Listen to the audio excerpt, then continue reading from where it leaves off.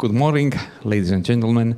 I have a great pleasure and honor to introduce to you Mark Thor and Thomas Matus. Well, and we deal with Internet of Things. That's, I think, something what is necessary to share with us what this actually is. But also our deal is related with certain things, how to predict the processes and how to take off the right decision in this world with all the approaches and methods what related with big data and analytics and such kind of things.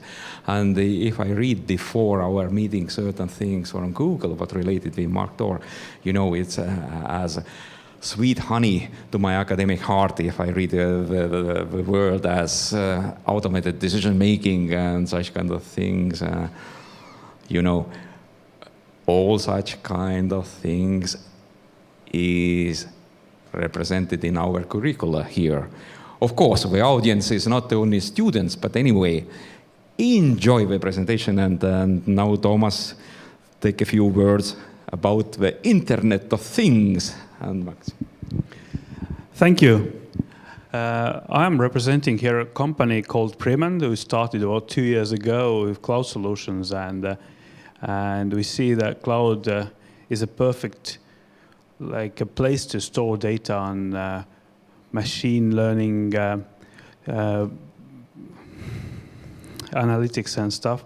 And if you look into the future, then we see that we will see a lot of more automated devices and which share data, which have to make predictive decisions themselves. And this is the fastest growing segment in IT sector. If you're looking at like IT sector as a whole, then IT sector is in decline in most of those segments. But if you're looking at IoT cloud solutions, then those segments are growing very fast.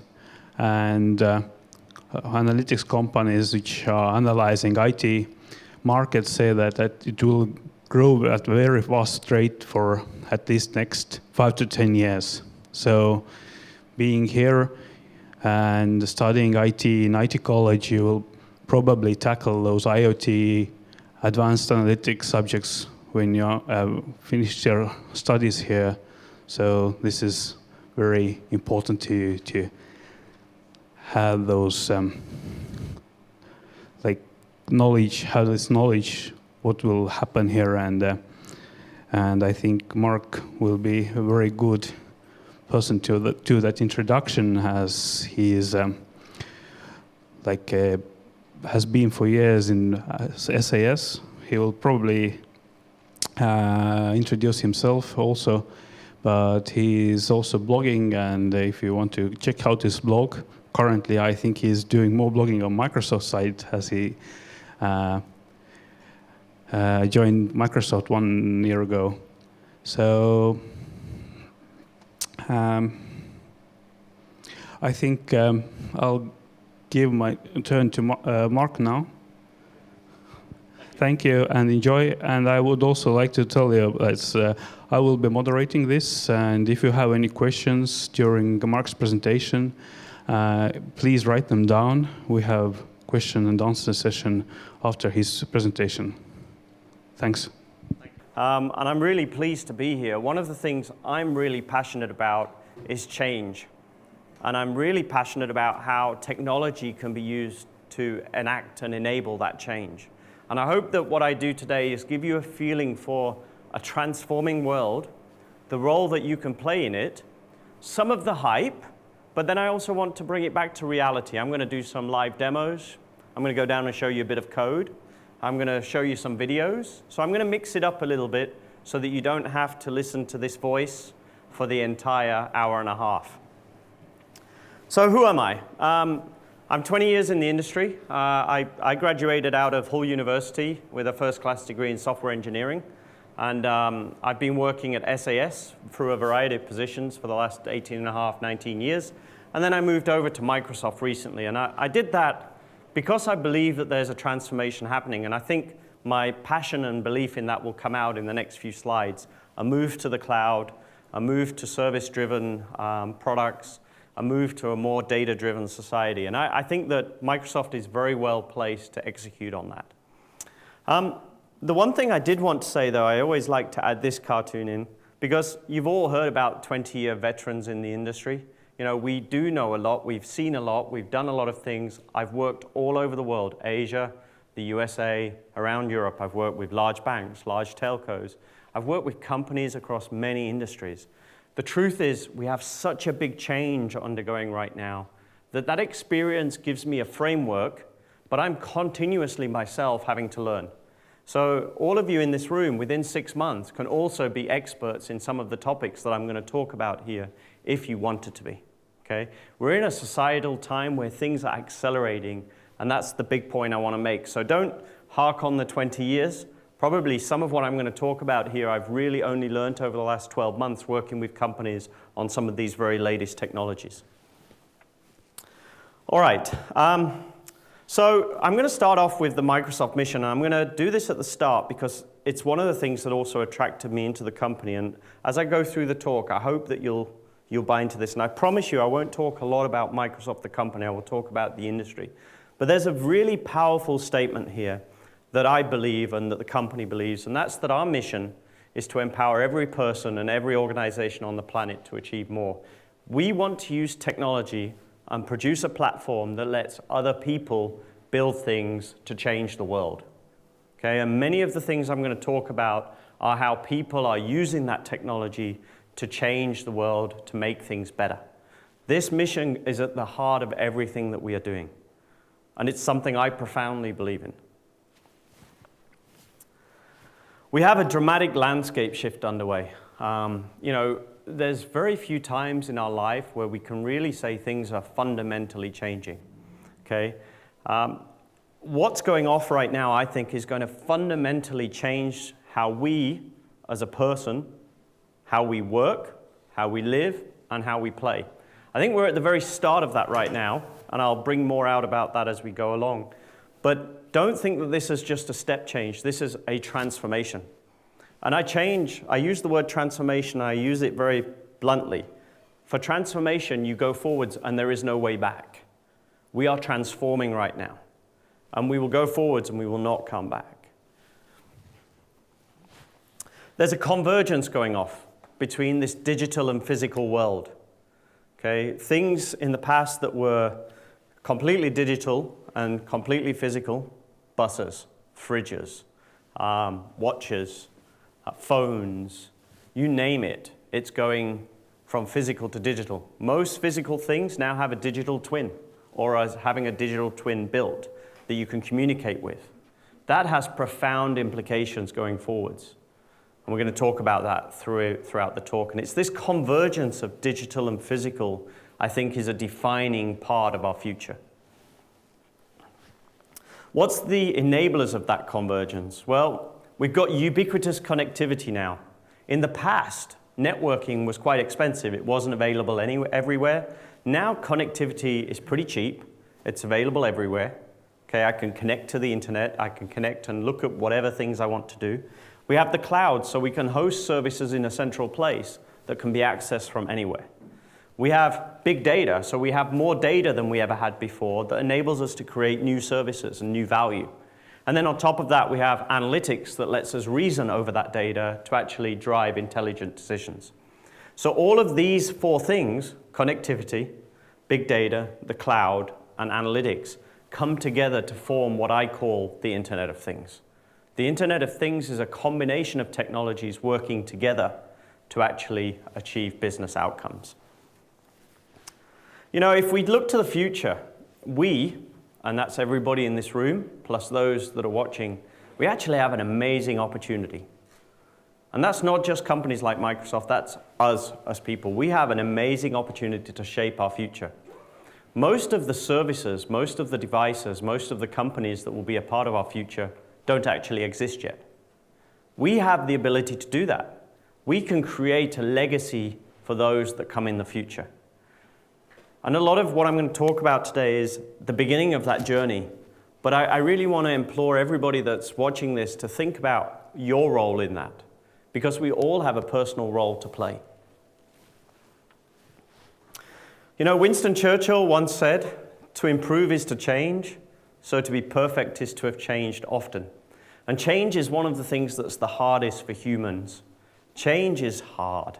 We don't like change. A lot of people don't like change. But change is required to move forwards. And as we go forwards, we're going to see transformation of industries, of organizations, of governments, and of us as people, as individuals. And that's really quite important. Everything that went before is going to start to transform. And I'm going to show you examples of some of these later on to show you what I'm relating to. You know, I started out by saying, though, the big question we all have to ask ourselves, it's a profound question, is where do we want society and technology to come together? I was just speaking before this lecture to the national press, and one of their questions to me is, what ethics and what problems are behind the use of IoT and data? And that is fundamentally what this slide is asking, is what level of interaction, what level of integration of technology into our society is acceptable, and what use of data for what purpose is acceptable. And we all have to define that, okay? Companies like Microsoft can provide a platform. They can provide security frameworks. They can provide the cloud infrastructure. They can provide cybersecurity. But what we need to ask is, what is ethically okay? Okay? Do we want Terminator robots in the future running the world? That's an ethical question, not a technological question. Okay? Do we want our data to be used to identify ourselves and offer new personalized services? That's an ethical question of a service provider, not of a technology. Okay? So we have some fundamental questions there. Because as a society, we say we want more sustainability, right? We want less waste. We want to fix our climate. We want more mobile and personalized services, but we don't want everybody able to access our data. It's kind of a tough one.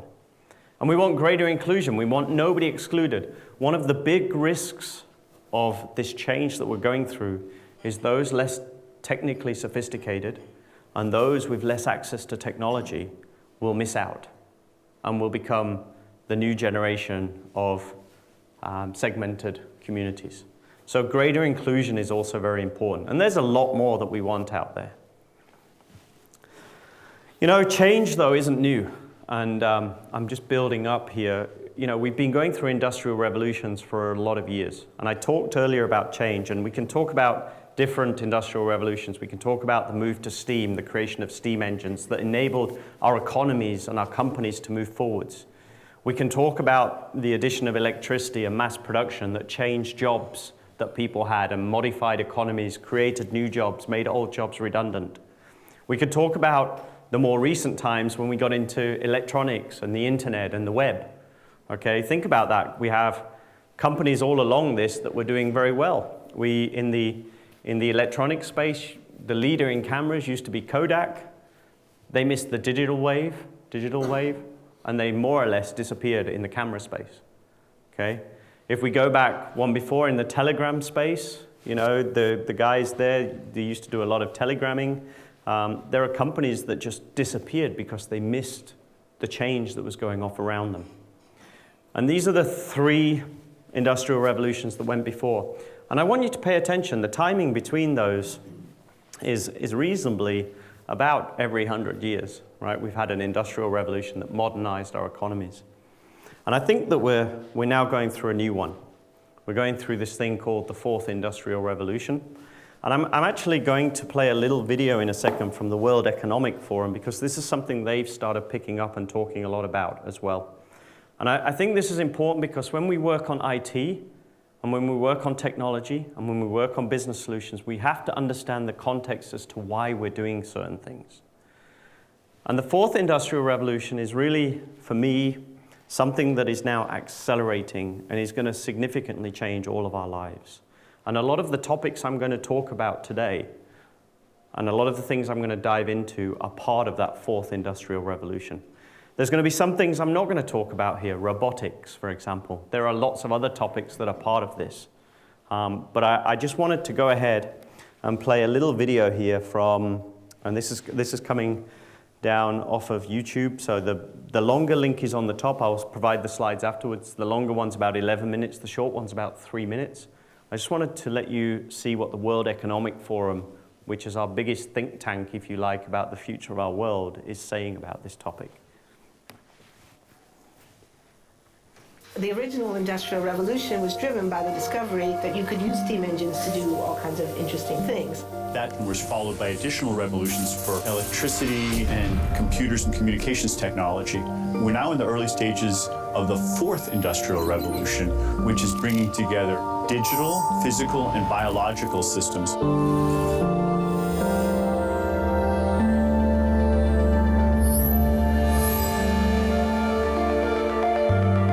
One of the features of this fourth industrial revolution is that it doesn't change what we are doing, but it changes us.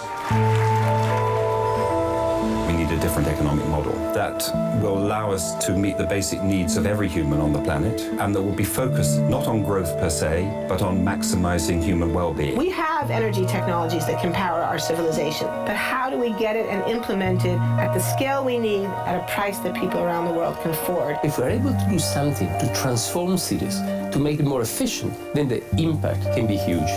We can use asset tracking, we can use IT, we can use 3D printing to decouple growth from the resource constraints we have. The question of adding quality to quantity, it's really about a diverse, safe, healthy, and just world with clean air, clean water, clean energy. Together we are fighting to preserve our fragile climate from irreversible damage and devastation of unthinkable proportions. The prediction of 5 million jobs lost by 2020 to technology is serious, but the main question is, how will we define work? How will we share the wealth? How can you have a doctor that really knows a lot about data? How can you have a biologist that knows about medicine? We have to create a space that enables people to think freely, to think divergent thoughts, to think creative thoughts. We really need new education or new training. We're working with a World in Motion and First Robotics, trying to encourage students from 3rd grade all the way up through the end of high school to pursue science, math, and different technologies. This ability of digital technology to change outcomes, to truly empower people that can create a more equitable growth. Fourth industrial revolution has the potential to make inequalities visible and to make them less acceptable in the future. I was the first person in the world to be able to voluntarily move my legs while stepping in a robot. The cure will be possible if enough of the right people have the will to make it happen. We're seeing this incredibly exciting convergence of genome editing, DNA sequencing. Governments have a very important role to play in enabling the safe and effective use of technologies. We need to take responsibility at every level of society to adapt to these technological challenges, which are redefining what it means to be completely embedded in this world. Even though we have everyday problems we have to solve, we have to find a way to lay the foundations for the innovations of tomorrow.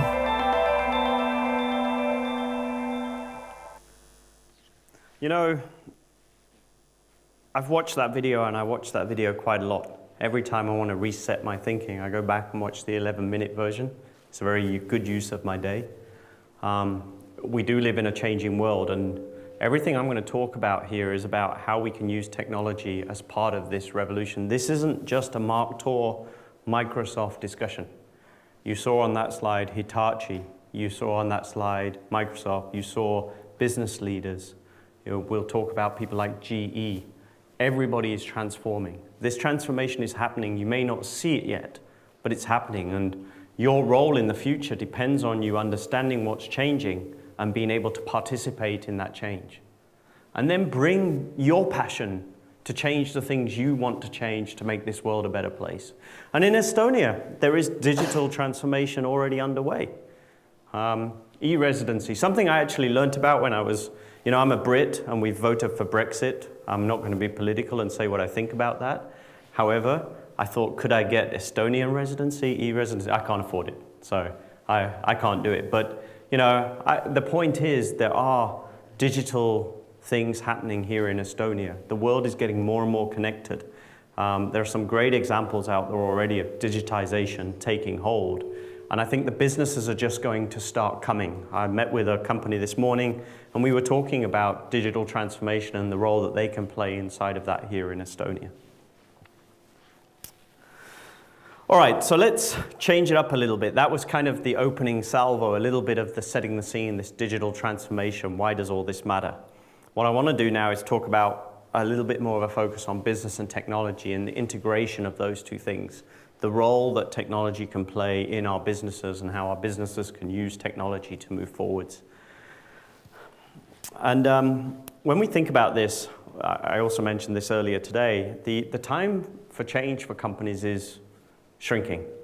So it used to be that you could be a company and you could establish your leadership and you could sit there happily on your leadership for many, many, many years. So 100 years ago, a company on the S&P 500, if it got into a leadership and was on there, it would stay there for on average 67 years. Today, if somebody gets on there, they stay there on average for 15 years. Okay? The truth of the matter is, they reckon somewhere between 25 and 50%, in 5 years' time, 25 and 50% of the companies on the S&P don't even exist yet. Think about some of those companies that are there today, that are out there, the Ubers, the Airbnbs, the Googles. They're not that old. These companies are born in the cloud companies delivering cloud services and cloud solutions. They're using data and information as an asset, right? Airbnb doesn't own a single hotel in the world, but yet is one of the biggest hotel chains in the world. Uber doesn't own a single taxi, yet is one of the biggest taxi companies in the world. Okay? It's a very interesting concept as we move to this sharing knowledge economy, and a lot of the data challenges we're going to talk about fit very much into there. But the time to adapt is shrinking, and that's having a profound impact on the technology choices people are making. You can't afford anymore to be buying a bunch of machines, going through a procurement cycle, sitting them in a shop, developing software on top of them, rolling that software out complete, and going to market. That old development cycle, that old procurement IT cycle is going to go away, because otherwise the born in the cloud companies will just eclipse you and you will be gone. The market will be gone before you get there. And people say to me, that doesn't matter in my industry. And I always use this slide with companies, you'll get it afterwards. It comes from a McKinsey report. What it talks about here is it's showing the dark blue is the correlation between the sector and the assets in terms of how much digitization is going to happen. And in the knowledge sectors, clearly that's going to be first. But even in labor-intensive spaces, we're going to see digitization start coming into things. I think that this is quite an interesting picture. As we look across the industries and we look across the different spaces, we are going to see substantial change everywhere.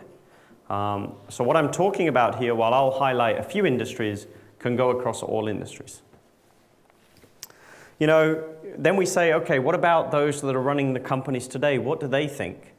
Well, this is a resource PwC survey of CEOs, and they believe technology is going to most significantly transform their business in digital. They've got demographic shifts, they've got urbanization, but it's technology. This shift in technology is really driving them forwards. And that's really quite interesting, because it means there's a lot of renewal of platforms and approaches and technology taking place in organizations today. And the skills that they need are the skills that you can pick up in your day-to-day lives here. Got a few more, I won't go through that one. The other thing that's interesting is this shift. So IT and IT platforms used to be bought by IT. In IoT and some of these digital knowledge businesses, it's not IT anymore. It's the business that's buying it. And that actually changes the skill set that you all need and the skill set that they're looking for. What you need now is not just technological knowledge, but you need industry and business process knowledge. You need to understand the industry that you're operating and wanting to work in. And you need to understand the processes they have today and how you can affect that using technology.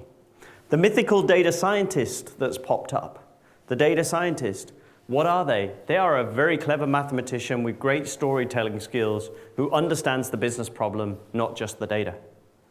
Okay? So it's people who have got skills beyond the technology. And that's why we're seeing digital start to pop up and be driven from the business rather than from IT. You know, I talk all the time to companies, and to be honest, the business decision maker is getting more and more and more influential in some of this digital transformation. And the reason is it fundamentally changes the services, the go-to-market, and the strategy of organizations. You know, what are we trying to do with digital transformation? We're trying to better engage our customers. We're trying to transform our products and services. We're optimizing our operations, something in the back office, and we're trying to empower our employees to be more productive. These are the 4 things we're trying to drive. And to do that, we create these things called systems of intelligence, which is where many of the technologies that I'm going to talk about through this talk come in, because together they fuse to build this system of intelligence. And by using those systems of intelligence, you can do the 4 things on this slide. So let's dig into a few of the buzzwords here. Big data.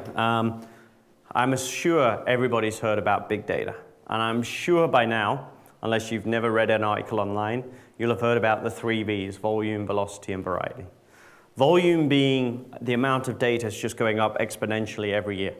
Storing all of this data is getting very difficult, although you can now do it at an economically sensible price point. So you can do it in the cloud. Very hard to do on site, but in the cloud you can. Velocity. Velocity is talking about the speed at which new data is arriving. When we talk about the Internet of Things, data is arriving constantly. If I have a sensor on a flow of a water pipe, I'm detecting the flow pressure on that pipe every few milliseconds or every second, and I'm sending that data somewhere. I have a constant stream of data that I'm having to analyze and look at. Okay? It's not just about capturing some historical data in a database anymore, building a model and then running that model. You now are really looking at real-time streaming data coming in. Variety. A few years ago, when I started out, it was all about data warehousing. Everything was more or less structured. Not many people were doing things with unstructured. There was very little unstructured textual documents. There was very little speech or image recognition. There was very little video recognition. All of that is now changing. We now have variety. The point is, you've got these 3 levers. You can either be growing lots of data, you can be getting different types of data, or data can be coming in a lot faster, or any combination of those, and that is big data. And big data for me has a 4th V, which is value. Because really, the reason we're dealing with the problems on the left is to generate the value on the right for businesses. How do I make better decisions about which markets to go into, about who to give a loan to, about the lifetime value of a customer? That's the value that I can get if I have more data over which I can reason. And also, when we look at velocity, we're trying to spot things as they're happening. So for example, if my house is burning down and I have a sensor that detects the temperature in the house, I'll see a spike with the temperature going up. If I store that in a data warehouse and I look at it afterwards, I can say, yes, there's a problem, the house was on fire, but the house has burned down already. With velocity and streaming technologies, I could detect this spike starting to happen, and I could call the fire brigade. That's an automated call, and the fire brigade could go and hopefully save my house. Very simple example, but the point is, on the streaming side of things, we're talking about identifying problems and remediating them almost immediately. Something that in the past was done for very expensive resources, but now, because of the price of sensors, can be done on things that you wouldn't have previously even imagined. You know, I talked about what is big data, and I won't go into this, but if you look at the 3 things as it's going up, we start with all of our internal data, ERP, CRM, very structured. Then we got the web boom, Web 2.0, where everybody was talking about looking into web logs and a bit of social network analysis and, you know, advertising. How can we better target advertising? It's a big topic still. And then you've got big data, where we get into sentiment analysis, taking a look at what people are writing about our brands online. We can look into log files. Where have they been? We can look through the click stream and we can say, you know, people add these 10 things to the basket and then suddenly leave our store here. Why is that? And we can start building models to understand that and try to proactively as somebody's about to leave, reach out to them before they jump off to try and drive the sale. You know, we're talking now real-time data creation, multiple data types, large volumes, hardware and storage economics. You know, one of the biggest problems in the past wasn't getting data. One of the biggest problems was it was very expensive to store it. And the other big problem was it was incredibly expensive to process it. And it took too long.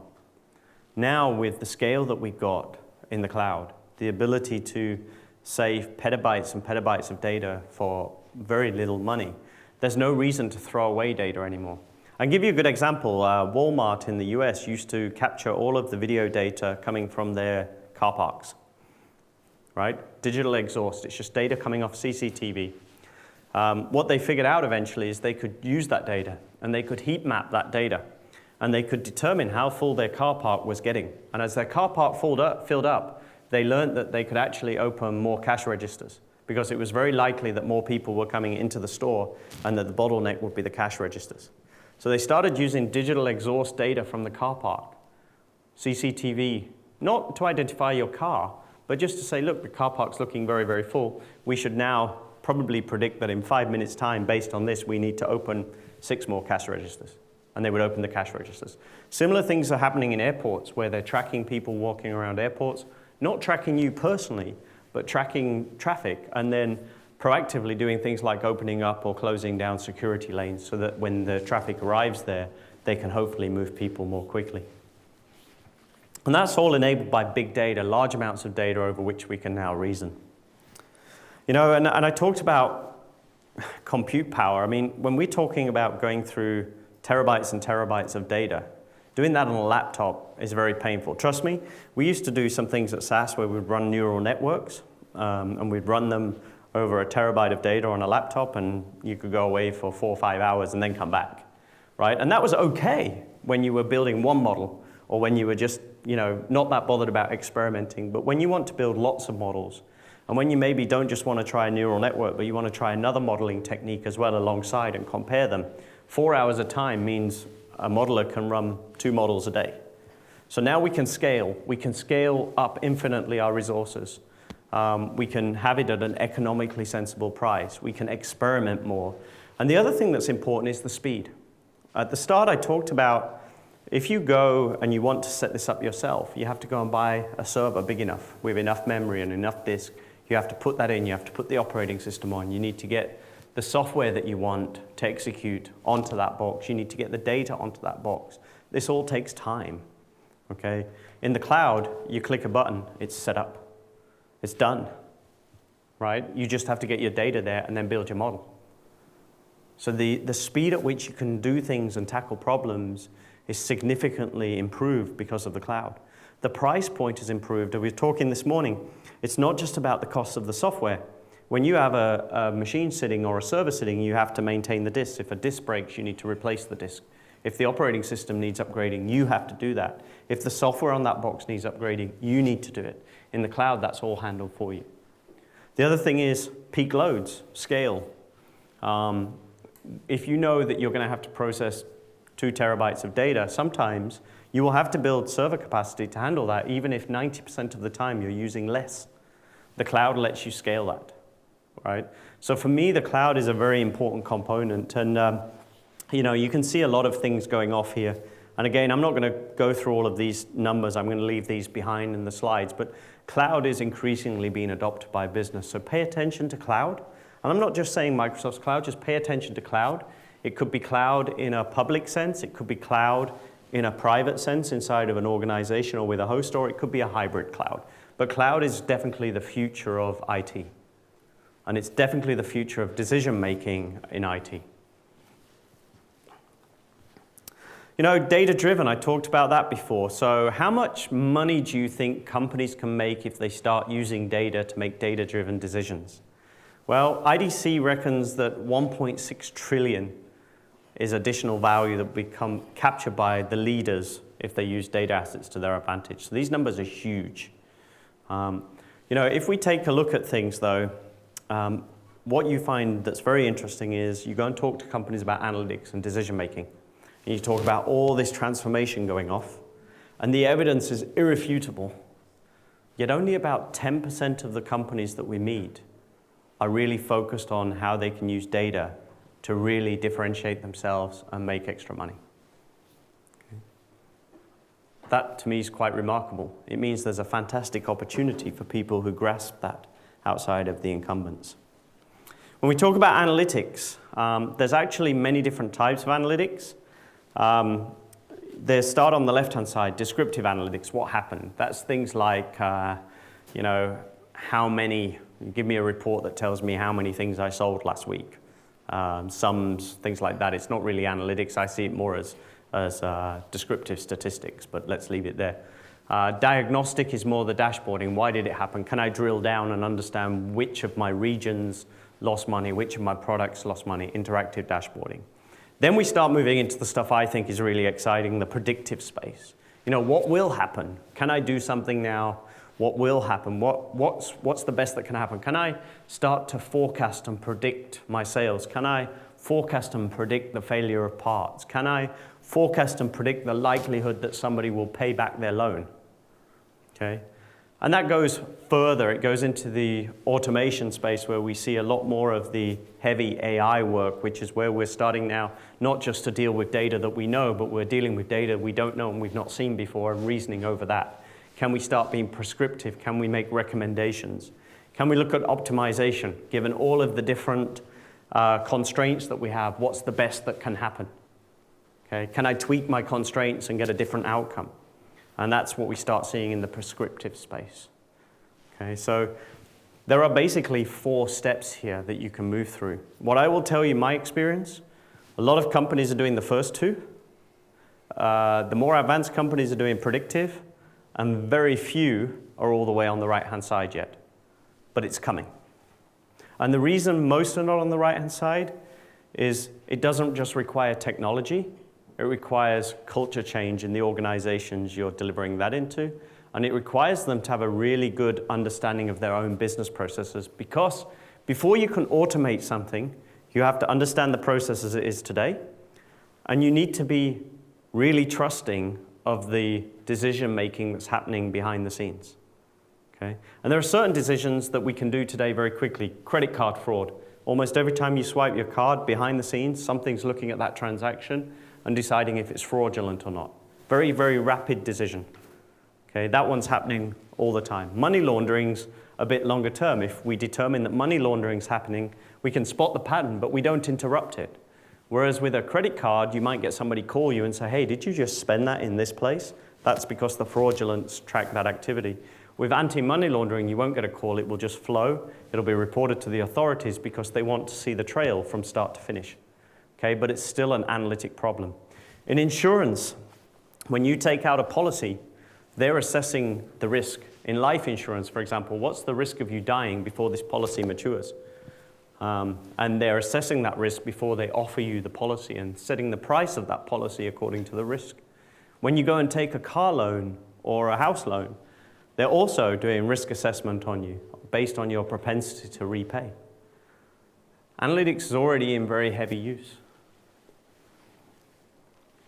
Okay, and you know, I'll leave again this behind, but this is the sort of thing and the sorts of technologies that we start to be seeing along the way. And I'm going to talk a lot about some of these things in a second. I'm going to very much focus on cognitive technologies, some of the latest generation that are coming along, and use a few videos to show you some of those services. I actually spent my time talking through a lot of the pieces on here, so I won't spend too much time. But the point is, if you look at different industries and you look in different groups, these are the places that you see analytics already in very heavy use today. Retail is huge. I mean, anybody that has a loyalty card and gets coupons through the post, that's all analytic driven generally. If you go into a shop, what most people don't know is the grouping of the products inside of a shop is determined by analytics. It's called market basket analysis. It's the propensity of you to buy these 2 things. And if you put them together, that goes up. When you go onto Amazon and you click something and it says people that bought this also bought these things, that's a recommendation engine behind the scenes helping you do that. If you go into, I talked a lot about banks, I won't go there. Healthcare is a rapidly growing one. with IoT, we'll talk about that later, in terms of preventative medicine, reactive, tracking things like blood sugar levels remotely, and then using that to determine the risk factors and having a doctor call you proactively rather than you having to go into a hospital. Manufacturing is still quite big as well.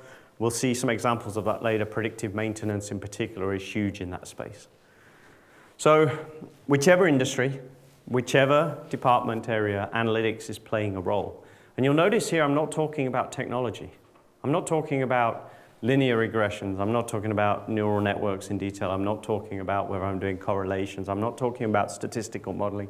But all of these things are enabled because of that mathematical technology or capability and algorithms that sit behind. So the analytics side of things, if you're studying the mathematics and if you're studying statistics, you are the future because all of these things require your skills.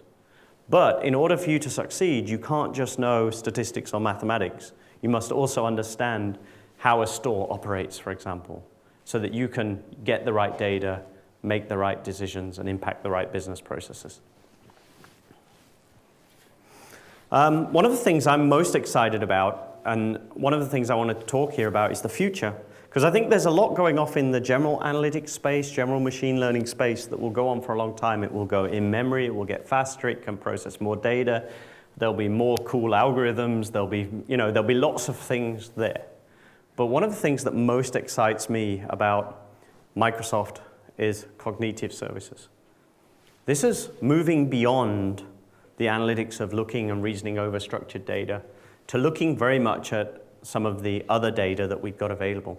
So in Vision, for example, I was talking to a company.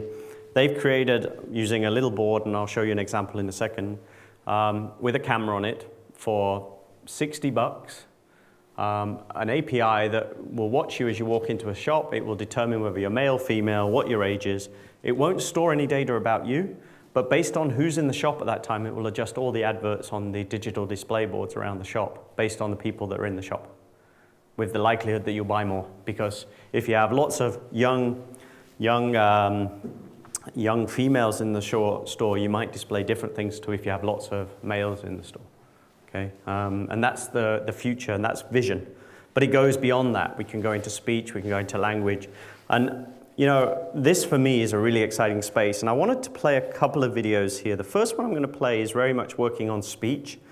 And this is something that was showed earlier this year at some of our conferences. And excuse me, it'll be a couple of minutes long. It's actually a McDonald's example. We brought it up this morning. Just to give you an example, when you go through a drive-thru at McDonald's, what sort of noise is in the background and how we're working with cognitive services to actually analyze, parse, and pull that data out. And that is a form of analytics. Okay, it's a new form of analytics. So let's go and play this video here for you. I'm going to jump in to... In fact, we're working with McDonald's on one such app. I mean, for McDonald's, as you can imagine, the most mission-critical application is the efficiency of their drive-thru. I mean, that's what fast food is all about. How can people get in and get out fast with the order that they want? And so, I don't know how many of you have worked lately in a McDonald's, or gone through a McDonald's, but I want you to listen to what a typical order through a drive-thru sounds like. So let's play the video clip. Good afternoon, welcome to McDonald's. May I take your order? Yes, I would like 2 Happy Meals, 1 cheeseburger and 1 chicken McNugget, both with fries and apples, 1 with a chocolate milk and 1 with a small orange. Down while he's talking. Also give me 2 cheeseburgers, both of those no onion and 1 of those no ketchup as well, 1 fry and a large coffee, 2 cream, 3 sugars. Would you like that fried and large? Yes, thank you. Would you like barbecue sauce with those nuggets? No, sweet and sour. What I'm going to do now is just jump forwards a little bit because it goes on like this for a little bit, but what I wanted to do now is just show you, skip Satya forward a little bit. Is taken the speech, or what McDonald's with a partner has done is taken the speech algorithm, tuned it, in fact, with this for the specific ambient noise of a McDonald's drive-thru. That's that frontier of machine learning and AI. It's not about one speech recognition algorithm. It's the ability to be able to recognize speech in different contexts with different vocabularies for different business processes. And that's what really you're seeing. The fidelity of the recognition and the precision is high because of that tuning that you all can do on top of these APIs. But not just that. Not only can you transcribe it in text, you can in fact punch that order directly into the point of sale. Because now that you can recognize the order in text, you can transform it, in this case, into some kind of a JSON object and put it right into your point of sale system. That type of integration of cognitive capability into business process is what we're enabling today, and that's that. Okay, I'm just going to skip on from there. But the point there is that's an automation. We've done some analytics, we've extracted the order, and we've automatically put it into the point of sale based off of that so that we can process the order quicker. The human listening on the end, writing that down and typing it in, is no longer required in that instance. That means you get through the drive-in faster, and your order as a customer is more accurate. Okay? And that's a use of analytics.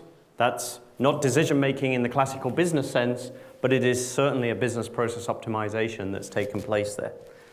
The other one that I really like, and this one goes again to the profound world. How many of you saw this webpage when it came out, howold.net? One or two, not many. This was an interesting experiment. It was something that came out of Microsoft Research Labs, and many people didn't really know what was going on, but howold.net, you would take a picture and it would try to work out from looking at you using the cognitive visual APIs how old you were and what sex you were. And it was hit or miss, but what we did is one of the world's biggest learning experiments, okay? Because we could pull that in and you were able to go in and say what age you really were if you wanted to. You didn't have to, but if you did, then we could look at what we recommended and what came out, and we used that to upgrade and enhance things. However, taking that one step further, adding in this idea of Internet of Things, ubiquitous connectivity, analytics, you can do some really cool things. And probably we can start out by talking about refrigerators. So this is one of our latest announcements. Liebherr, who makes refrigerators, we've got a little box that goes inside of there. It looks into your fridge, and it actually determines what you've got in your fridge, and it can help you understand what's running out so that you can be proactively given a shopping list to go shopping, or if you choose to, as something's running down, it could order it automatically for you. That's an idea of how fridges might get more smart for you in the future. That's a real project. And then this, for me, is a very profound one as well. This is a blind person who's using AI and technology to understand the world around them. And I want to play this video again. If you've not seen this, this for me is, again, a really interesting use of technology, not just to improve business, but to improve people's lives.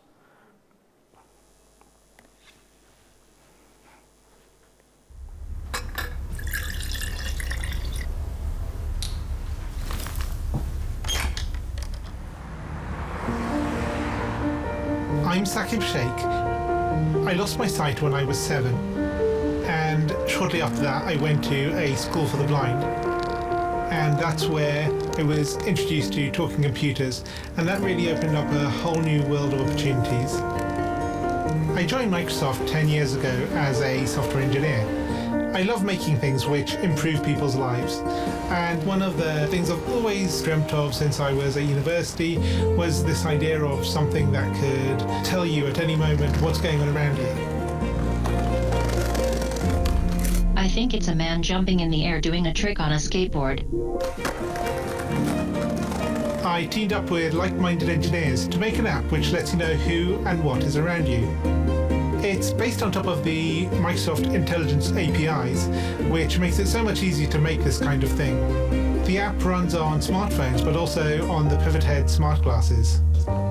When you're talking to a bigger group, sometimes you can talk and there's no response, and you think, is everyone listening really well, or are they half asleep? And you never know.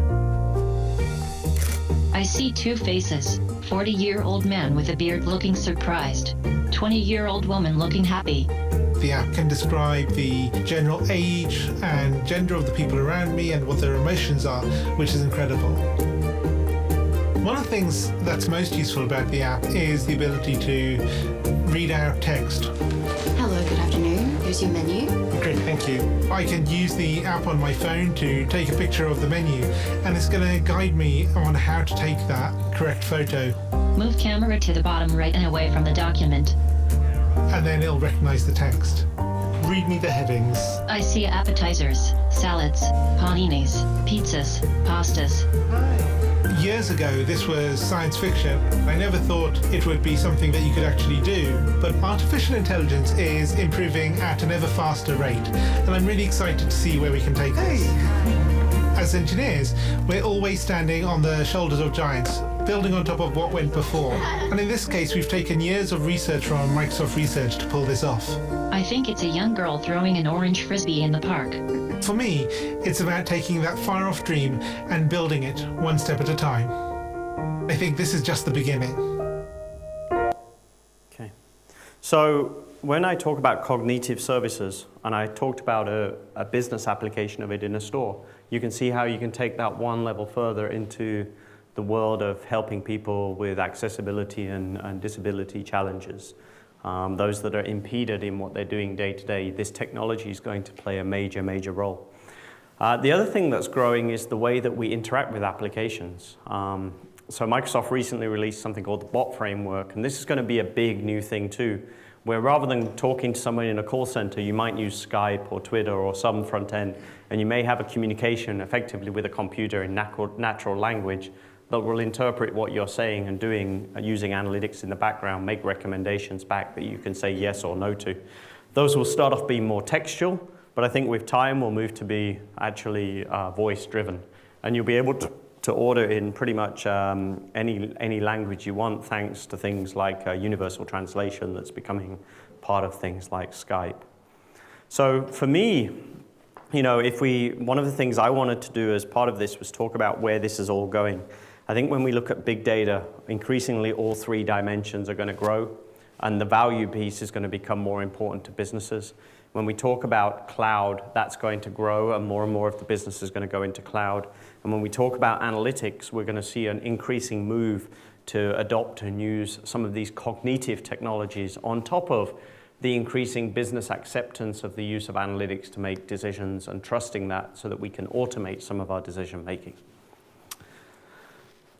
You know, and before I go on, HoloLens, I just wanted to throw this in there. I don't know how many of you have heard of HoloLens, but this is also another way that technology is moving forwards very quickly, this augmented reality, the ability to do certain things. And this is an example here that I'm going to play.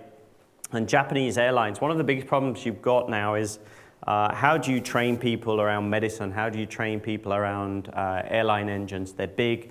People don't tend to have a lot sitting around. They cost a lot of money to make. So how can we train people? How can we get more people skilled in some of these technologies? And HoloLens is one example of something that we're doing in that space. And I just want to play a little video here again. I'm going to jump in a little bit so that we don't have to watch the intro. Two of my colleagues, Lorraine and Arantxa. I just Training want to paradigm. give you an idea of I'm going to show you how this HoloLens. works with Microsoft HoloLens and our special camera, which is going to enable all of you to see holograms. Arantxa is going to walk you through her day as an engine technician. Thank you, Lorraine. So let me put on my HoloLens and show you.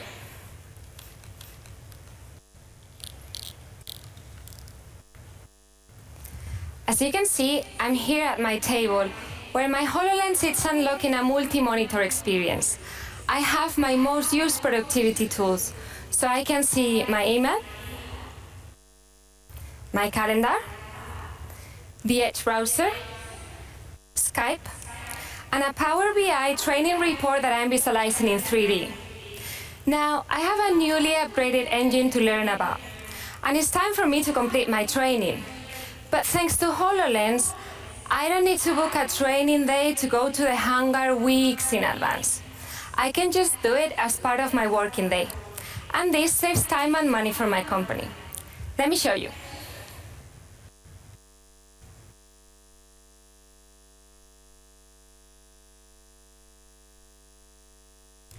Wherever there she is. Arantxa just needs her HoloLens to learn about the fuel system of this jet engine. She can use a self-contained app to explore all the important components and then learn about each one in context.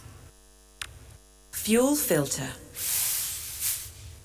This component plays an essential role in keeping the fuel clean before it passes through the rest of the systems. Now remember, with HoloLens, she can still see the real world. So right now, she could be talking to a teacher or to other students. I don't need to be tied to my workspace. HoloLens has no cables, which means that I can learn anywhere and at any scale, and I can choose a size and a position that suits my environment. Let me show you.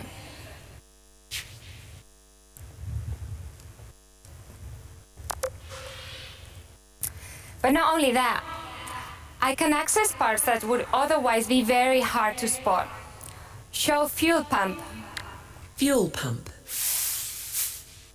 This is one of the essential components, which is designed to supply the fuel to the system. So at this manageable size, an employee can learn in a small space, you know, like at their desk or at home.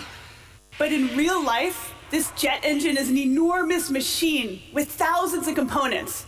And it's just as important for employees to understand its true scale. Show full size.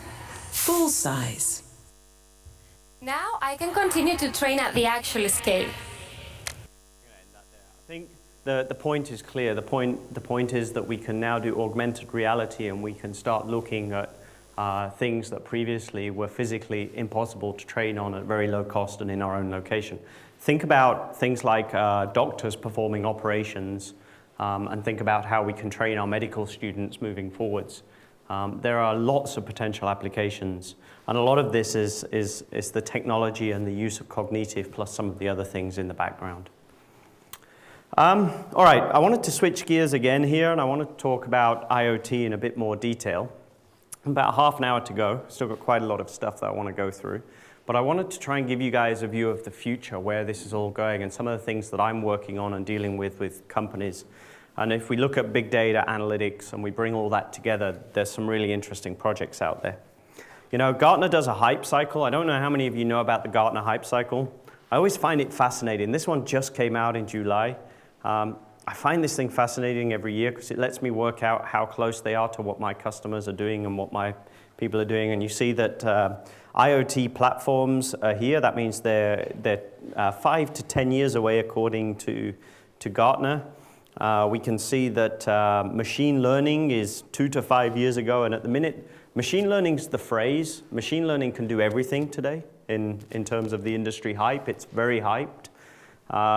What's interesting to me is cognitive expert advisors. That's people who can use the cognitive technologies and help do things for us. So people, you know, using things like the visual perception to advise us on where to walk or where not to walk and things like that. That's coming quite quickly. And there's lots of other things. I'll leave this in the deck so that you can have a look afterwards. It's from Gartner. It's their work, and you can find more about it online. You know, let's go and talk about IoT. And I mentioned earlier it was the combination of ubiquitous technology, big data, analytics, and the cloud. And really what we've now got is this world of interconnected endpoints, and there's so much data growing. I mean, the amount of data coming out of IoT deployments now is just remarkable.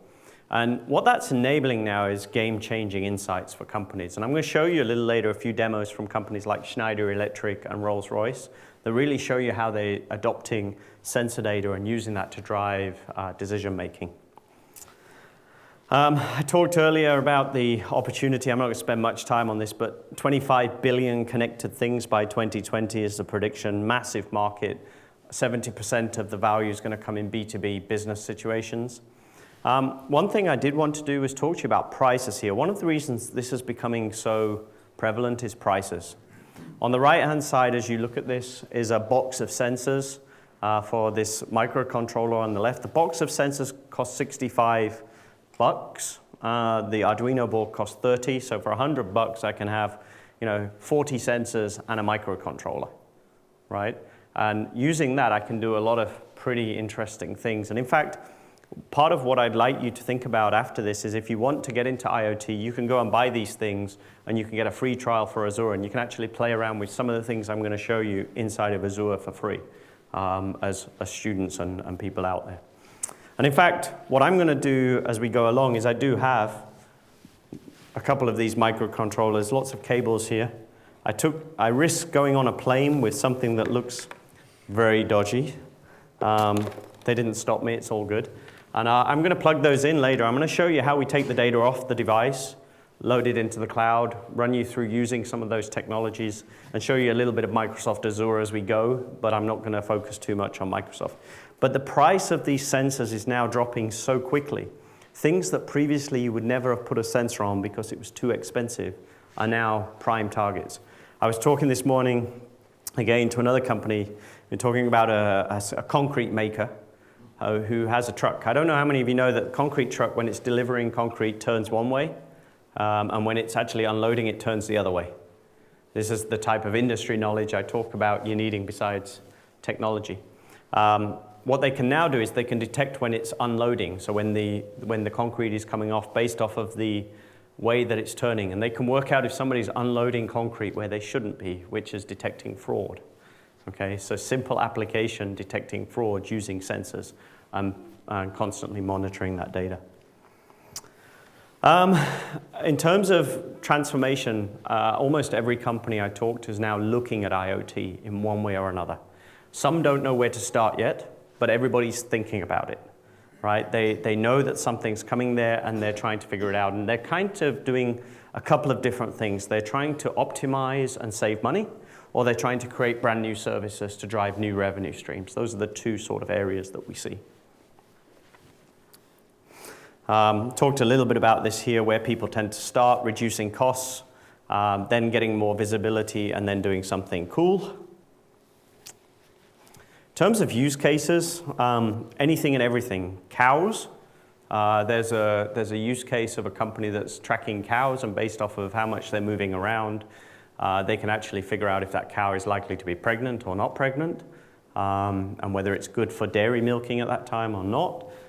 We see examples of elevator manufacturers, ThyssenKrupp, I'll talk about that afterwards. They're doing predictive maintenance on elevators. So rather than sending somebody every few weeks to go and check an elevator, they monitor the parts in the elevator and send their maintenance people with the appropriate parts as and when they need. Really, it's everywhere. We just had a case where we've put sensors in fridges in some of the remote parts of Africa, and we're actually monitoring the temperature of the fridge that got the vaccines in, so that if the fridge starts to develop problems, we can alert the people that can go and take those vaccines out to stop them being wasted in the field. So simple things like that as well. All the way up to very sophisticated things that I'll show you afterwards. There's lots of tangible results. I talked about Liebherr before in terms of the fridge. I'm going to show you a demo of Rolls-Royce and Johnson Controls, so I'll come back to that in a second. ThyssenKrupp I talked about. Rockwell Automation's an interesting one. They're doing oil pipeline tracking and monitoring in the US, predicting failure of oil pipelines, and then using that to proactively send out maintenance people as required. And there's many, many more. Internet of Things really has 5 pillars, and I'm going to just talk about that because that's where I'm going to go with my demo in a second. There's the things. That would be a microcontroller, a sensor, a fridge, a car, whatever you're tracking. Then there would be connectivity. How do you get the information from that to wherever you want it to go? That could be it could be going over a 3G network. It could be sending an SMS. It could be using LTE. It could be using LoRa. It could be using IP. Many different ways of connecting in. Then you've got the data aspect, collecting the data, storing the data, looking at the data. And then you've got the analytics where you're trying to figure out what's going off so that you can drive the last one, which is action. There's no point doing any of the things on the left if there's nothing on the right. Okay? That's the key point. So let's take a look and go off of PowerPoint, because I've been in here way too long. And let's go and talk a little bit about what I'm going to do here. So I'm going to start off with the most basic here. And I'm going to plug in. What I'm going to do is I'm going to run on my computer some Node.js code. And you don't need to go into the details. It's just a programming language so that my computer acts as a gateway, because this doesn't have Wi-Fi on it. So the data comes off of this onto my computer, and then that data is going to go up into the cloud, and I'll explain that in a second. This is a little SparkFun board. It's a basic microcontroller on the bottom with what's called a shield over the top. And it's got a humidity sensor, a temperature sensor, and a pressure sensor on this board. So it's got 3 sensors. I've just plugged it in, so it's actually doing its bit right now. And what I'm actually going to do now is I'm going to go ahead and I'm going to start up the, if I can type, effectively the middle tier. So it's connecting to my serial port. You might not be able to see that up there. It's very small text, but you don't really need to see this because you would not normally see this in the real world.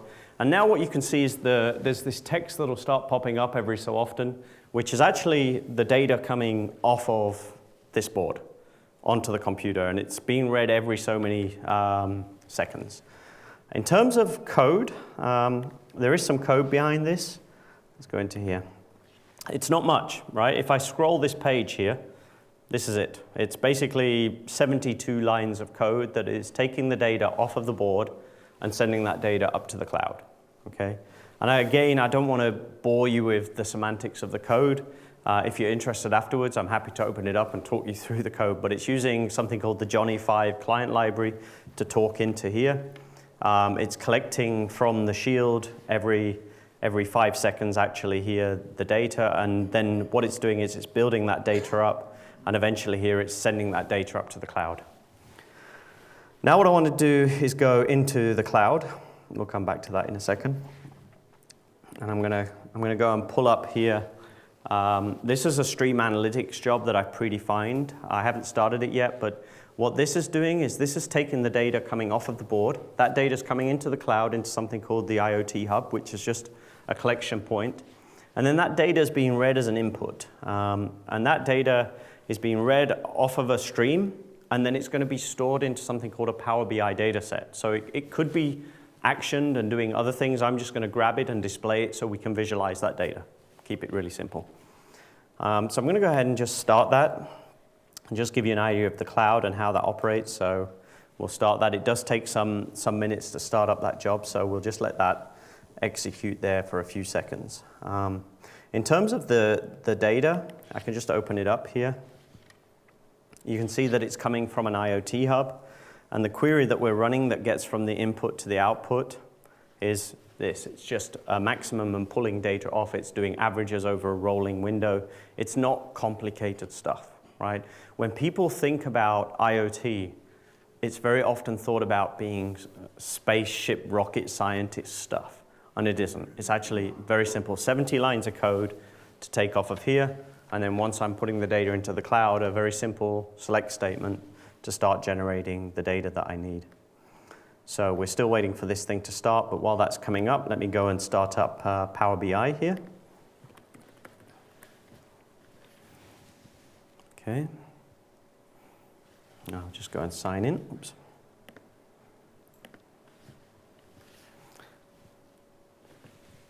So this will bring up a dashboard that I use for some other demos to start with, which is actually a predictive maintenance scenario. But just in a second, hopefully, give it some seconds. You'll notice down here right now there's no data because there wasn't any data being generated. In a few seconds, hopefully, we're going to start to see this new data pop up. So I need to come back out of here into my resources because I'm waiting for this service to start up. So it's still starting right now.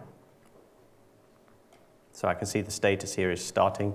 So it takes some seconds to start this. So while this one's starting up, what I will actually do as well is I will go and I will start up my other one for the next demo so that we don't have to sit and wait around. And I wanted to do this because I didn't want to do any sort of, the other one has just started. I didn't want to do any tricks. I didn't want to show you something that I hadn't previously sort of was just cooked up and it looked like a video. I wanted to show you the live software, which is always dangerous, but hopefully works out. So that's now running. What you see here is I now got this thing called a weather data set at the bottom here.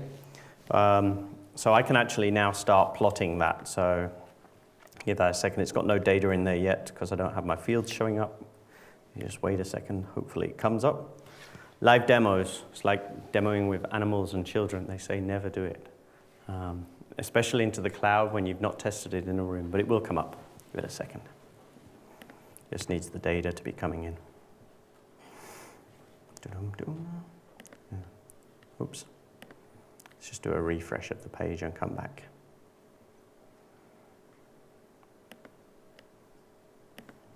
Not getting any data right now. Maybe I'm too fast, 1 second. Okay, now we've got it. Oh no, that was the previous one. All right, let me just leave that for a second. I don't know why that's not delivering me my data. So that's the data that's coming in through here. No, that's still going. Okay. 1 sec. Let's try. One more time, and then I'm going to move on. For some reason, it is not giving me what I want.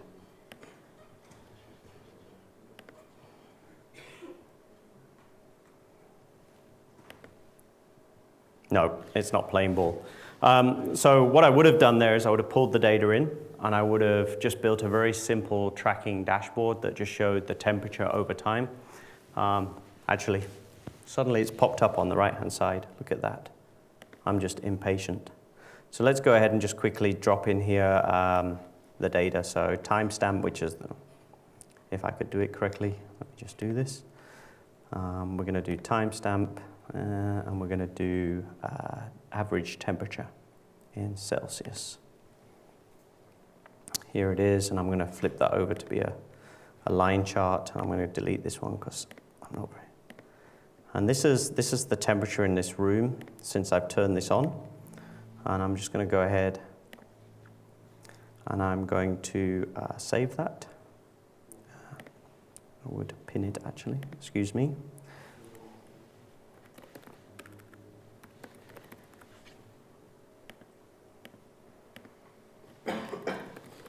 Okay. So now what I've just done is create a dashboard here that's streaming this thing in. This is now the temperature sensor. If you had this anywhere else, you could then start doing some interesting things. With this, the only thing I can do is start breathing on it to try and affect the temperature. So it looks very strange, right? Give it some seconds and that'll refresh itself, and we should hopefully see a spike in the temperature as the data starts to come in.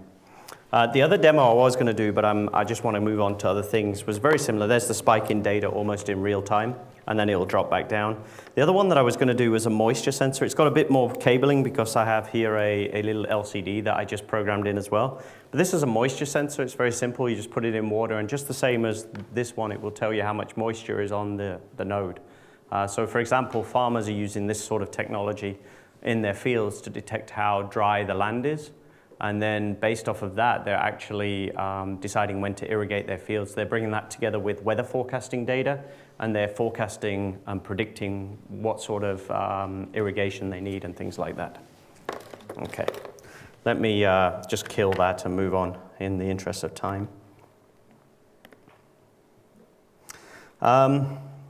Demo-wise, I'm going to skip to Rolls-Royce here. I'm just going to show you what Rolls-Royce is doing. I'm going to skip the videos because I'm aware again of time, but I'll provide those links when we come back to you guys. Rolls-Royce is interesting. So Rolls-Royce used to sell engines, and they changed their business model to something that they call power by the hour. So now they sell you or sell to plane manufacturers. They sell them their engines, but they don't sell them the engine. They sell the service around the engine. So they get paid based on how much that engine is running. And they've worked together, and an engine now has lots and lots of sensors in it. And inside of that engine, let's just hopefully log in here. There we go. Inside of that engine, we have a ton of sensors that in real time is providing information and showing where planes are on the ground and all sorts of things. And this is integrated into a dynamic system that allows them to know where their parts are and where their maintenance crews are and things like that. So what we can see on the screen here is we can see all the fleet and where people are, and this is an extract of data. And we can see that there's one plane that's showing us in red, and I can see it over here on the early watch list. which is showing that there's a problem with a primary fuel pump in one of the engines. So let's go ahead and select that. That plane happens to be on the ground in Frankfurt. So I'm going to go ahead and I'm going to just select the plane on the ground in Frankfurt. Now I can start to see more information about the actual plane that that engine's deployed on. I can take a look at the rest of life, that's how much fuel is in there and its efficiency for the engines. I can also see where it's based, so it's on a concourse at the Seagate, which is interesting. I can see it's due to depart in 3 hours and 45 minutes. But let's go and take a closer look here at this propulsion system problem. You notice it says pilot discretion, so there's a problem. It is safe for the plane to fly, right? Otherwise it would not be pilot discretion, it would be something else. So the plane could take off with this on, but if in the location it's going to, the part that's needed isn't there and that's required, then Rolls-Royce has to put that part on an aeroplane with a maintenance crew and fly them to wherever that is. So now I'm going to scroll, I'm going to drive into this and I can start seeing inside the engine itself. So I've gone all the way down into the engine on the plane and I can see that this particular plane has a Trent XWB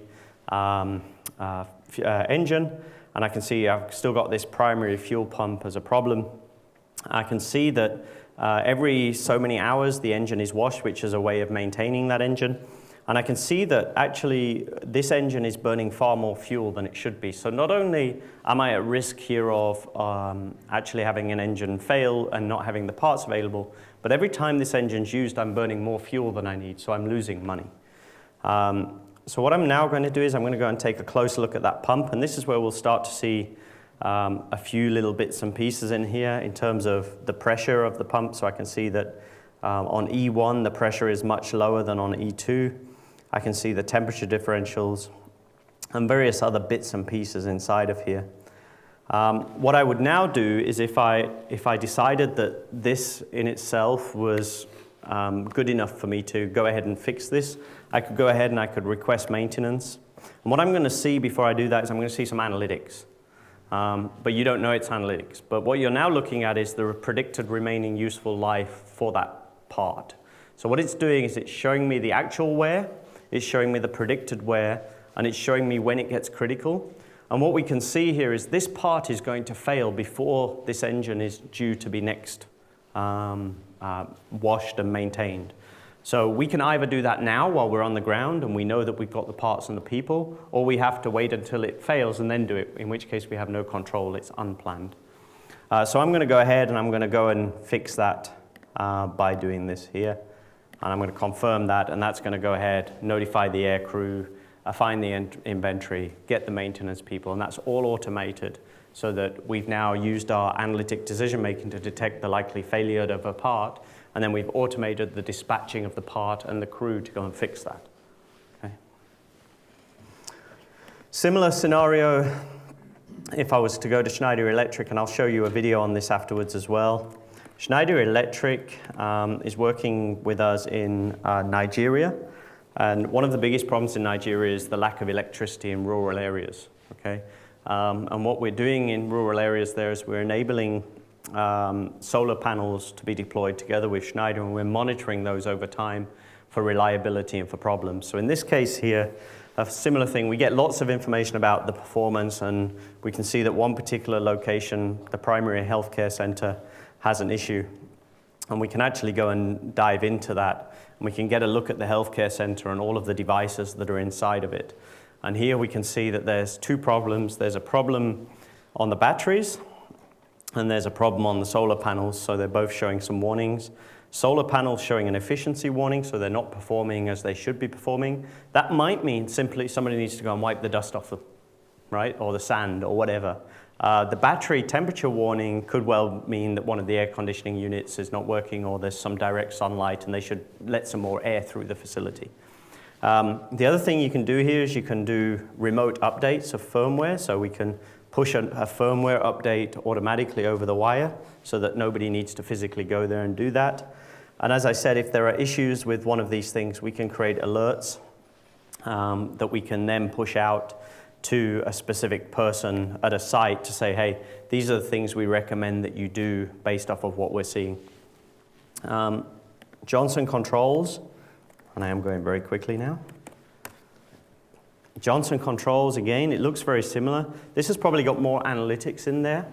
Behind the scenes, what we're actually doing here is we're again looking at various metrics of a building. So Johnson Controls does thermometers and temperature sensors inside of buildings, and they can actually tell you how your building is performing and whether your heating and ventilation air conditioning unit is working efficiently or optimally. And they can do things such as look at where the heat is in the building. So the sunlight is in that corner right now, as you can see. We can start to see where the critical assets are in the building so that if they're going to overheat, it could be something we dealt with. The thing that we can do is we can, again, look at the integration of analytics here. What we can see is that the remaining useful life of this part that we're looking at that's got a warning is 92 days, but it's going to be serviced in 31 days. So in this case, we could actually cancel a service or move a service out. And what this is warning us on is that actually we're likely going to do a service when we don't need to do a service. Okay, so in this case, it's not preventative maintenance. It's actually saying, don't go and do the maintenance now, you're wasting your time. And so we can schedule our people to go somewhere else. But that's embedded analytics where we've got sensor data giving us information that we can use to help assist in decision making. Inside of here, there are videos. I think I would like to just play the Schneider video, just because I think it does a great job of sharing with you guys a little bit more about Nigeria and a little bit more about why that solution's important. That's Rolls-Royce. So I've got an ordering problem. Let me come in here. Let's try Rolls, this one, and maybe I've just changed the order by mistake. No.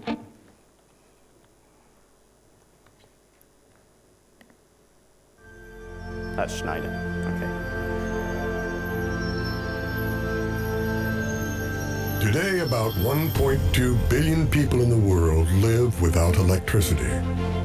Another billion have unreliable power, and 2.8 billion people use coal, wood, charcoal, or animal waste for cooking and cleaning.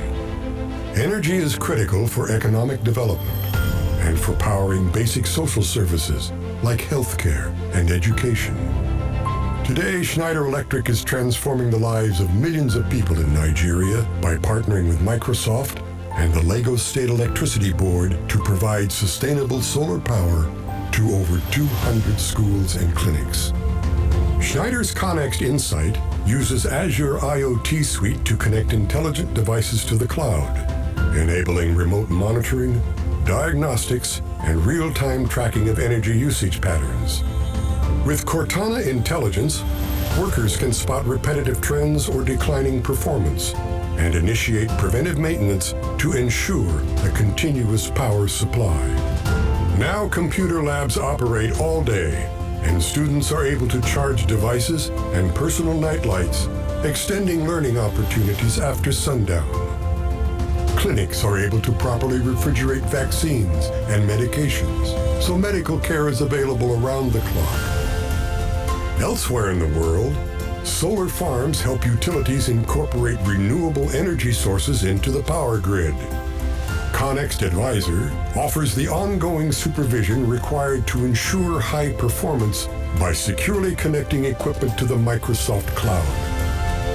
Remote monitoring centers optimize performance by analyzing conditions like shade, weather, and dust on solar panels. With advanced analytics, plant owners can now manage power conversion efficiency, perform predictive maintenance, and extend the use of sustainable energy sources to meet increasing demands. I'm going to go ahead and stop that there. I'm not trying to run videos non-stop. I wanted to break it up. But the point here is that what I started out talking about is the use of technology, the use of data to drive good, to drive a better society for all. I think there are examples of how businesses are using it with Rolls-Royce, ThyssenKrupp. There are examples about how companies out there are using it to drive other types of things that are for good, not for profit, so to speak.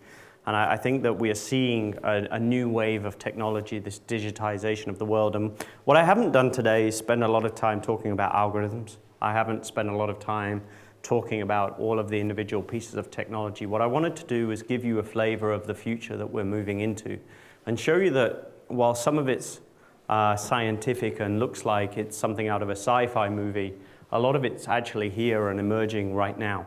And a lot of the technologies that I've shown, clearly I've highlighted using Microsoft technologies, that's what I have access to. A lot of those things are also out there from other companies. So don't think that just what I've showed you is just from Microsoft, but clearly I would be biased towards the Microsoft technology stack. Effectively, what I want to say is this is all about making a difference in the world. And I think as people in the IT space, people who are mathematicians, our opportunity to really make a difference has never, ever been greater. And I do, just before we take questions, I know we're right there, I have one more make a difference thing that I'd like to just run. And again, I just appeal, we have this convergence of physical and digital worlds. The technology is no longer in question. We have the technology. We have the infrastructure. We have the analytics. We have the big data processing. We have everything that we need. We have cheap sensors. We have ubiquitous connectivity. Everything is there. What we need now is to take that and to make a difference. And my appeal to anybody starting out right now is, what do you want to do to change the world? And I'm going to finish up with one video which I think is very profound around changing the world, which has got some IoT, but is beyond that as well. And then I'll take questions after that.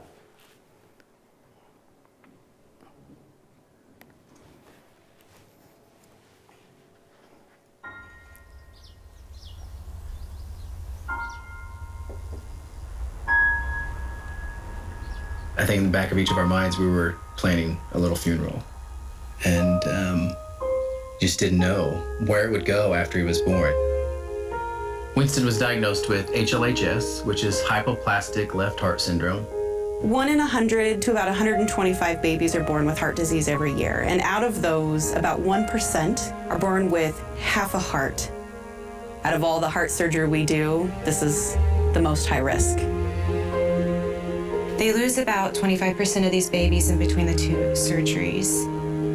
The standard of care at the time was to send these families home with a weighing scale and a pulse oximeter and a 3-ring binder, and they were asked to record measurements of their baby every day. There would have been a lot to juggle and learn on our end, just as new parents. And then we added all these things in that really increased the stress level. So we needed a method that we could actually send something home with the parents so that we could better monitor and be alerted if there were conditions that we were concerned about with the patient. We have a Microsoft Surface that we load our software on. We call it CHAMP. We decided we wanted to use a modern app with Windows 10 as the operating system. We would log all of his vitals, and that app became this seamless piece to his care. With the daily reports that come in from the Azure cloud, if anything is an outlier that needs to be notified to us immediately, it'll alert us. The tablet already has a camera, and we said, why not get video every day in addition to all the other measurements and just see what that does? One of the things that saved Winston's life was the 15-second video. When we were looking at his information, he had a couple days of not gaining weight. He was breathing a little bit harder, and he just wasn't happy on his video. They could pull it from when he was doing fine and saying, okay, a couple weeks ago, this is what he looked like. Now he looks like this. We think it is part of his aorta. They did the procedure the next day, and then I think he went home the day after. There's still that underlying piece in the back of your mind you're going, this is major heart surgery. I mean, it's a scary thing to think of what could have happened. This technology literally saved his life. The first time that I heard a child's life had been saved with CHAMP, I left the room because I kind of needed to tear up in private because it was a dream that I'd had for a long, long time. We've learned so much, and it's changed our practice and made us more efficient, but also saved lives, that we want to roll out nationally to other children's hospitals that do cardiac surgery. For everyone behind the scenes, I'm very thankful for it. It saved his life, and how do you say thank you for that? And that is sensors, devices, data, analytics. really making a difference. That's digitization. Don't be afraid of it. It's going to improve our lives. It's going to save lives. It's going to change our lives for sure. But heck, we're at the start of a journey that I think is going to really be a fantastic place to be. And I'm so happy to be in that space. And I hope that many of you will join me there over the next years. And your creativity, your drive, your ambition to change the world is the only boundary. Okay. Thank you, Mark. Do you have any questions? Yes.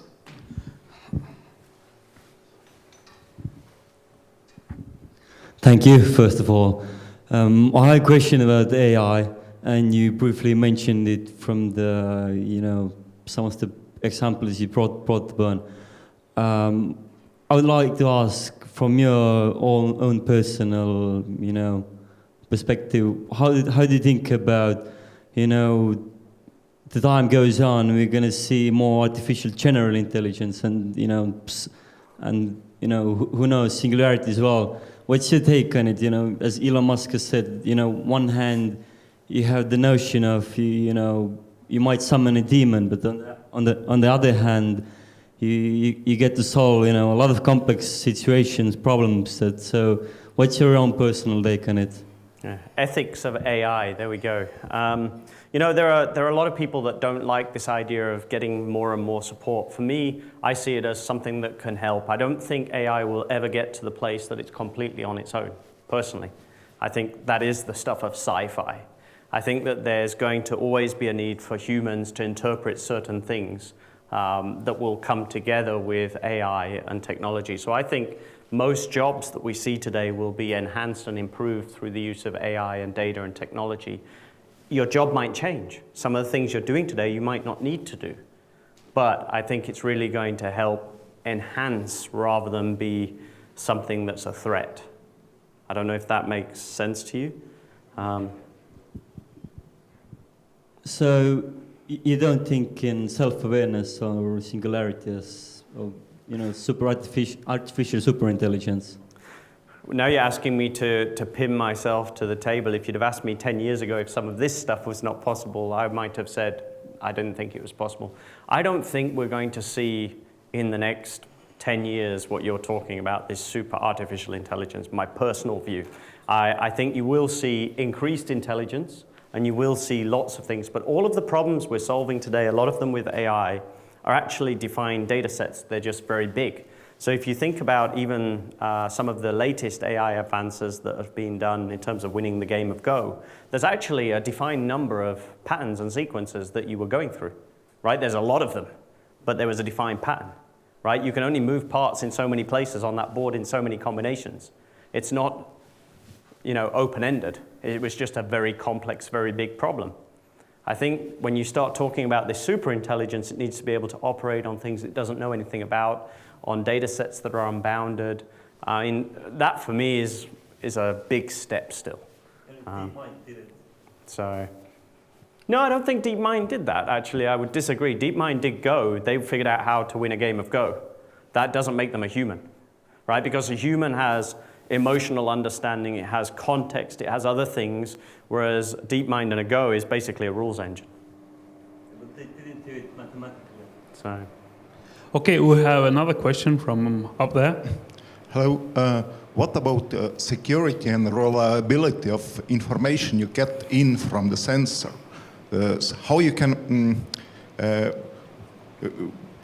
at that, or just hope for best that sensors wouldn't lie to you? No, there's no doubt that security in the Internet of Things is one of the biggest topics, and I think people tend not to look at the entire end-to-end chain when it comes to IoT. You've got security on the device itself. Because remember, if I can hack the device and I can read the data, I can get your data anyway. I don't need it to be going over the wire. So how is the device itself secured? How does the device tell the cloud that it's a legitimate device? So one of the things I didn't show you before is that actually each of these devices here has an authentication token that says, hey, I am really who I am. The communication over the wire is encrypted using AES or other technologies, And then you've got the cloud-based security itself. And then when you talk privacy, that's really about how the data is being used and has the person authorized that data to be used in that way.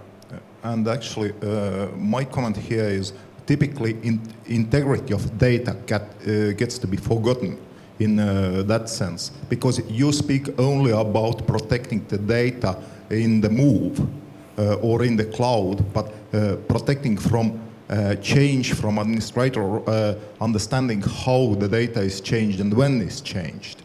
So it's another topic. Yeah, so data integrity is a clear problem as part of coming out, but you also have to understand that if you're looking at streaming data, if you miss one piece of that data, that may not be critical, in fact, in streaming, because you're generally looking at patterns over a period of time. Unless that was an outlier one that's really critical, it doesn't matter if you miss one piece.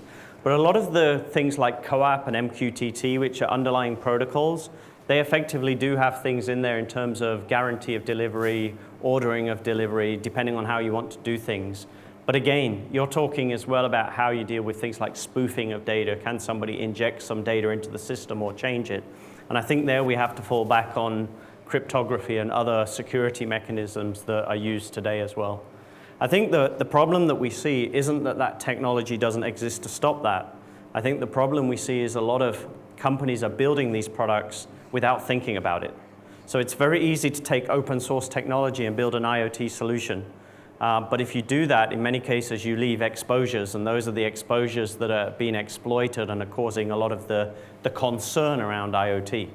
But if it's properly implemented on a proper stack with security end-to-end, many of those things go away. Of course, again, if we're talking about looking at data, analytics depends on the data that's coming in. So you need to be able to also verify and be happy with the quality of that data and the integrity of that data before you base a decision off of it. And how you do that is generally an architectural choice based on the data flow that you've got. I don't know if that answers your question. Okay. Thank you. Any more questions?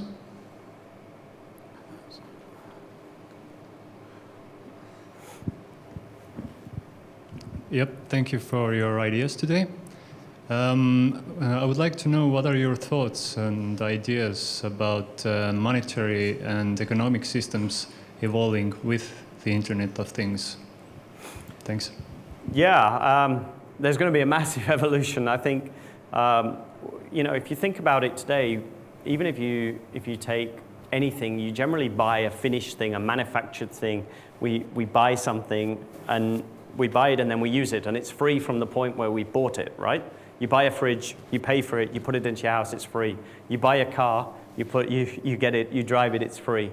I think we're going to move to a services economy, one where you probably pay less upfront for the actual thing, and then you pay on a reoccurring basis for the services that are coming. So for example, in a car in the future, you might find the car is cheaper if you buy 10 years worth of predictive maintenance services.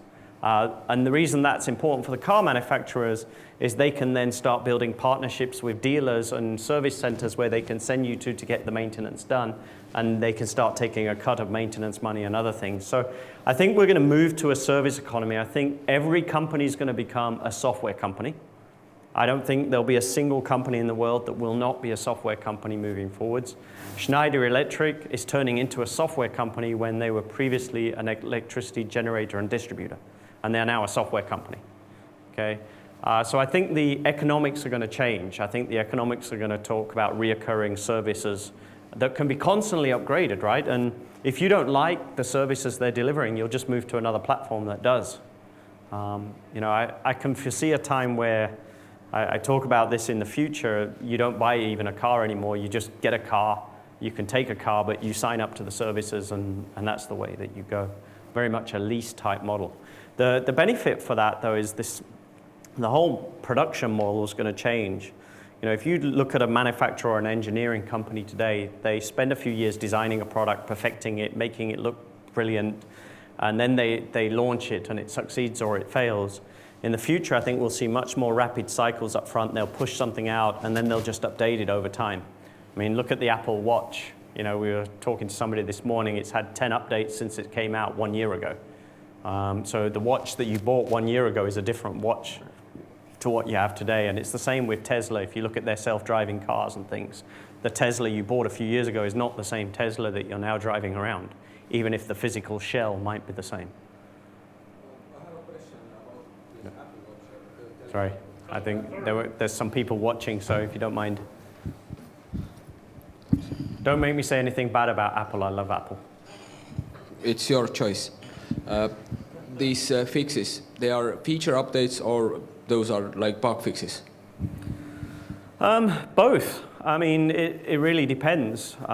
If you've got a software platform running inside of a thing, you can do anything. You can generate new services on it, create new services, or you can be fixing bugs. I mean, just look at the phone. You know, the iPhone, when they update the operating system, you got new apps which were completely new functionality you didn't even know you wanted when you first got it. And I think that's going to be quite an interesting transition. So you will see bug fixes, no doubt, because people will move quickly to get into market quickly. But I also think you'll see this evolving trend of the applications or the services you're getting changing or being enhanced over time. And, you know, for example, what I could do now on the Apple Watch is I could say, you know, if you come into my Apple store and pay me an extra X number of bucks, then I'll give you this extra service on top for your healthcare, for example. That's how I could monetize a new service delivered on the same hardware, right? It doesn't all have to be free. What you buy up front might be one set of services, new services might be added, but they won't need to sell you another physical thing. So the cost for them is nothing to distribute that new thing. So once they've built it, they can just monetize it multiple times without having to manufacture something new. Take the fridge example. The fridge is a better example than the watch. You have Liebherr. They have, right now you buy a fridge, they give you this box, it can look into your fridge. Over time, they might develop new software that can deliver new services to you. And they may come to you and say, hey, we've got a service that can take, and I don't know if they're going to do this, everything in your fridge and can suggest to you recipes that you could actually run using what's in your fridge today. That might be a service that they deliver later that you can pay more for on a monthly basis if you want that. It has to add value to you in your life. It's not that you have to take it, but that might not be what they're originally doing. Their original focus is on telling you what's running out in your fridge and things like that. But you can see how it can easily develop from there. And I think that for me is the big change, that new services that you don't even know you need yet might come about, because as they gather data and they analyze that data, they might learn things that they don't know until they've got the data. Right? So if they can start to detect your patterns, they can probably start to predict when you're going to run out of things and actually make suggestions to you proactively before you've run out. So that's where the analytics angle might come in. So predictive shopping lists might become a thing of the future as well. I don't know. That's a consumer type application. But I think that we shouldn't constrain our thinking to a mindset that says, whatever I have now is the finished article. I think in the future, the finished article will never be finished. Okay, thank you, Mark. I have to cut you here. If anyone has additional questions, we will stay here still to take off all these digital devices and back up. So if you have any questions, please come here and ask them personally. Sir? Yes, and Mr. Peter Lawrence wants to also address students and public here, so please. First of all, many thanks, Mark. It was a brilliant presentation and good answer for our questions. But let I provoke you a little bit. I think in your presentation we see certain key things, especially about the last revolution.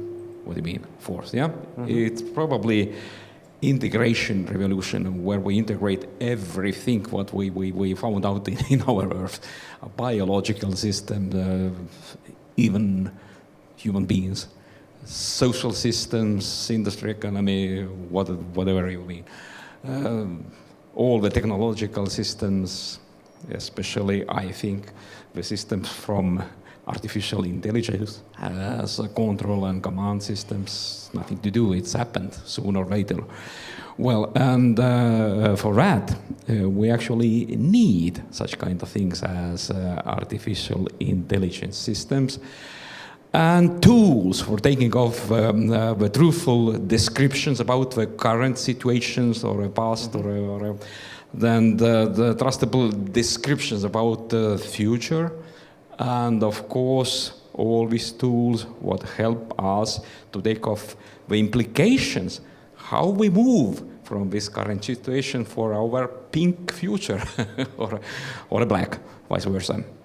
Well, and I'm very happy all things what is indicated so brilliantly in your presentation is reflected somehow in our curriculums and descriptions of certain subjects.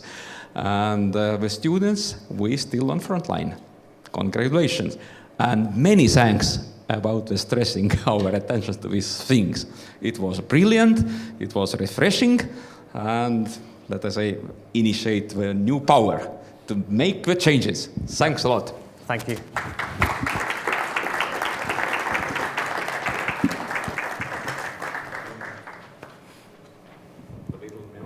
Oh, for being. Thank you very much. Thomas? Thank you. kolmas. And thank you also to IT College for hosting this lecture, and see you again soon. Thank you.